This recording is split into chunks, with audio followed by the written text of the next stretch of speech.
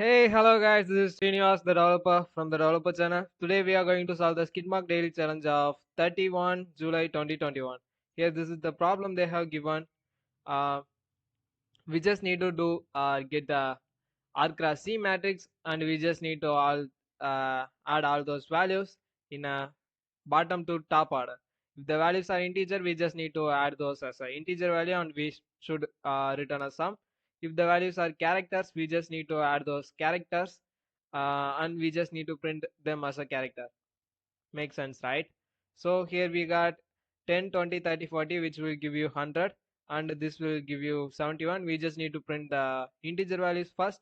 After that, followingly, we just need to print all those character values: DCBA, KCAR, NONE, which is none. So let's see how we are going to do that. Before that, I just wanna say share you the logic.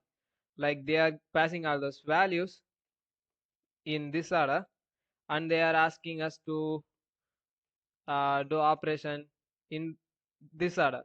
So instead of doing this value to this operation, why don't we just change those values into this order, and we'll go with the, so we will get the values in this order, so we can easily able to do the matrix operations, right? So we are going to traverse the matrix, and then we are going to do the certain operations. So let's see how we are going to do that. R cross C equal to map of in comma input dot split, and then it's time to get the matrix equal to input. Those things are space separated values, right? So I'm storing all those values in a list separated by space for I in range of R. So it's time to traverse the matrix equal to matrix of I j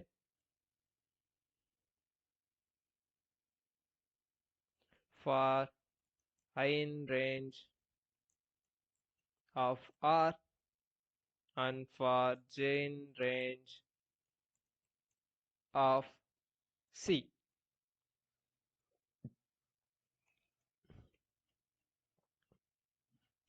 Print the matrix. Print star of matrix comma separation equal to a new line.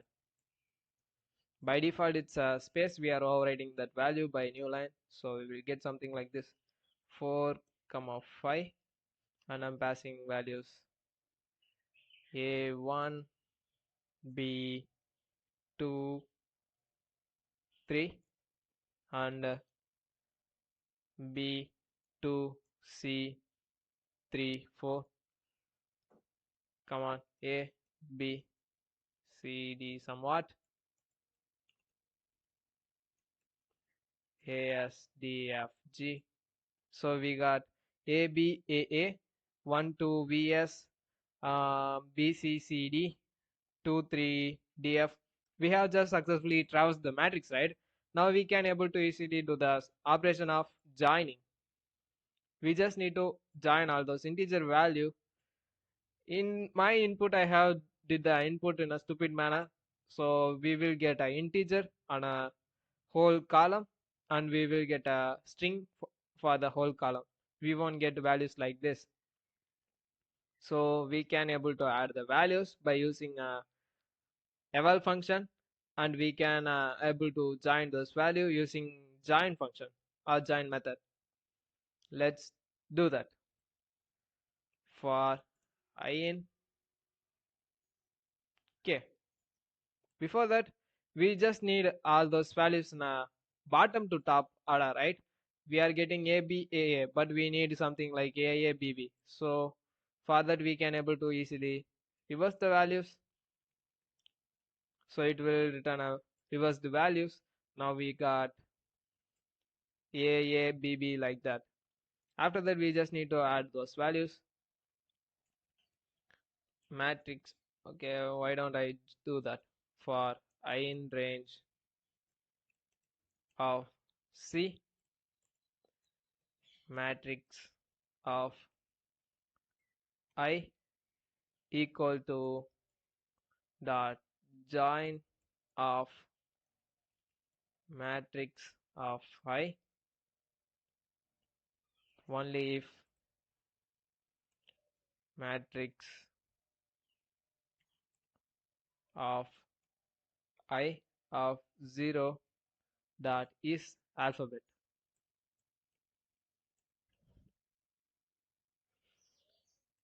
Where was that? Yeah. Else we just need all those values, right? Matrix of I equal to eval of plus the join of matrix of I.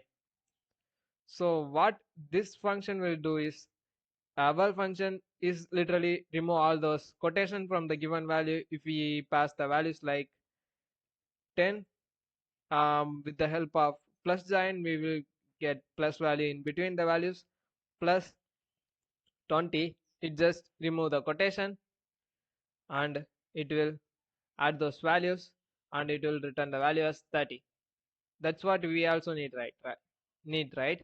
So print star of matrix comma separation equal to new line. Let's check. This time I should pass the values in the proper way. A1, okay, I will go with the 3 cross 3. A1 B, B2 C, C3 D. So we should get CBA, 1 plus 2 plus 3 will give you 6, DCB. That's what we exactly need, right? So we are getting it. Now we just need to print all those values which are integer, and then we just need to print the values uh, string. So for that I'm going to iterate the value for I in matrix if I dot is digit. So if the value is digit, we should print those values first, right? After that we just need to print all those alphabets for I in matrix if I dot is alphabet. Finally close that. So we should get something like this: 6 CBA DCB. But instead of that we are getting something like int object has no attribute is digit. That makes some sense. So we are passing the integer value also here. So to get rid of that error, I'm manually typecasting the integer value and string value into a string. So if I save and run this problem, we will get something other than expect. Yeah, string has no attribute is alpha. Okay, instead of typecasting, I think I can do something like is digit here and is alpha there. No, that won't make any sense.